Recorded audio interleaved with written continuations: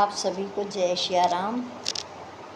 आज का पाठ है हमारा कुल्लू मनाली का दशहरा मशहूर क्यों है और वहाँ दशहरे के बाद में ही दशहरा क्यों मनता है। पाठ शुरू करते हैं।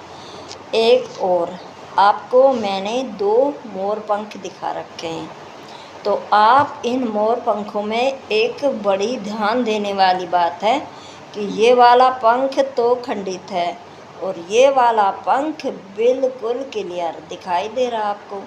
यदि आपके पास क्लियर पंख हो और आपको उस चीज़ की ज़रूरत है जो मोर इस क्लियर पंख से आपकी बहुत बड़ी समस्या का समाधान हो सकता है। वो क्या समस्या है वो हम कभी फुर्सत में बताएंगे, लेकिन आपको कहीं भी ऐसे मोर पंख जो बिल्कुल जिसमें पूरा आकार बना हुआ हो, ये देखो आपको खंडित दिखाई दे रहा, लेकिन ये बिल्कुल क्लियर दिखाई दे रहा। देखो आपके पास जब भी कभी मौका मिले आपको क्लियर मोर ऐसा चांद जिसमें पूरा आकार हो तो आप उसे संभाल के रखना।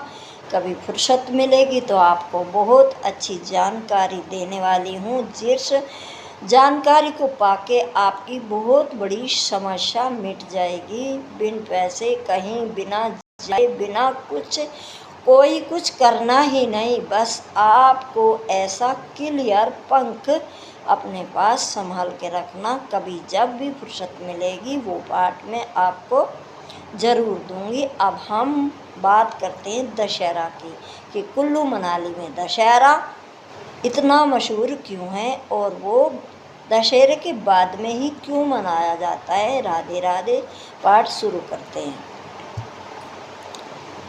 तो मैं कह रही थी कि राधे राधे पाठ कुल्लू मनाली में क्यों मनाया जाता इतना दशहरा मशहूर कि जब हमारे हिडम्बा जो नाम की एक राक्षसी थी जो भीम की पत्नी थी, उसने देवी की आराधना करके देवी माँ ने उसे अपना रूप, अपनी शक्ति, अपना पूरा जो उस हिडिंबा राक्षसी ने माँ से आराधना करी थी कि उसमें जो वो राक्षसी जो उसकी तांत्रिक विद्या थी उसे वो छोड़ चुकी थी। अब उसे माँ की शक्ति प्राप्त करनी थी, तो इसलिए माँ उससे खुश हुई और उसे माँ ने अपना रूप, अपनी शक्ति सब कुछ प्रदान किया और उसका मंदिर बन गया। ये हमने पहले पार्ट में सुन लिया। बस अब दशहरा सुनेंगे कि दशहरा क्यों इतने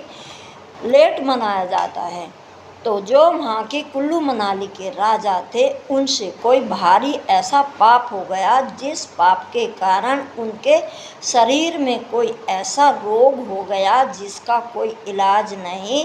तभी किसी संत महात्माओं ने उसे बताया, यदि तू अयोध्यापति राम की मूर्ति को यहाँ लाकर स्थापित कर दे तो तेरा ये रोग ख़त्म हो जाएगा, ठीक हो जाएगा। राजा ने अपने पंडितों को अयोध्या में भेजा और पंडितों से राम लला को ले जाने की बात की। पंडितों ने मना कर दिया और वो पंडित जब भगवान जी को विश्राम करवा के मंदिर बंद करके अपने घर चले गए, तब कुल्लू मनाली के पंडितों ने चोरी से भगवान को वहाँ से उठाया और वो हिमाचल की तरफ हरिद्वार तक आ पहुँचे। हरिद्वार आकर उन्होंने विश्राम किया। जल पीने के लिए गला सूख रहा था कि चोर भाग रहा था और तभी अयोध्यापति जो पंडित थे उन्होंने देखा कि हमारे भगवान लला यहाँ नहीं है। जब भोर में मंदिर खुला तो वो समझ गए कि उनकी नीयत खराब थी। वही हमारे भगवान जी को लेके गए। अयोध्या के सभी पंडित दौड़े और उन्होंने रंगे हाथ हरिद्वार हर की पैड़ी पे पकड़ लिया और वो भगवान जी की मूर्ति उठाने लगे, लेकिन भगवान जी की मूर्ति इतनी भारी हो गई कि पंडित उठाए भगवान जी की मूर्ति उठी ना। जब वो हिमाचल के पंडित उठाएं तो फूल से भी हल्की वो मूर्ति हो जाए। मानो भगवान भी चाहते थे उस जगह जहाँ हमारे आज बड़े ही मन भावन कुल्लू मनाली का क्षेत्र बड़ा ही सुहाना सबको अच्छा लगता है, तो हमारे अयोध्यापति भगवान राम भी कुल्लू मनाली में जाना चाहते थे। तब वो पंडित हार झक मार के वापसी आ गए। कुल्लू मनाली के पंडित भगवान राम को राजा के पास ले गए। राजा ने उनका बड़ा मान सम्मान करके उनकी जो पूजा अर्चना मूर्ति स्थापना सब करवाई। पंडित के सभी बताए हुए विधि नियम सब जब तब सब हुए।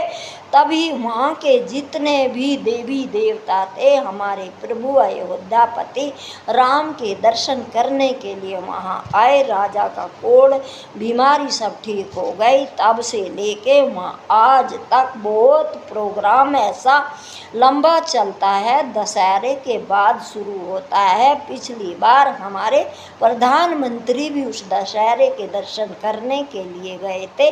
वहाँ कहते हैं कि वो इसलिए इतना धूमधाम से इस त्योहार को मनाते हैं कि वहाँ प्रभु राम और हडिम्बा नाम की माँ जगदम्बा के रूप में देवी मंदिर है।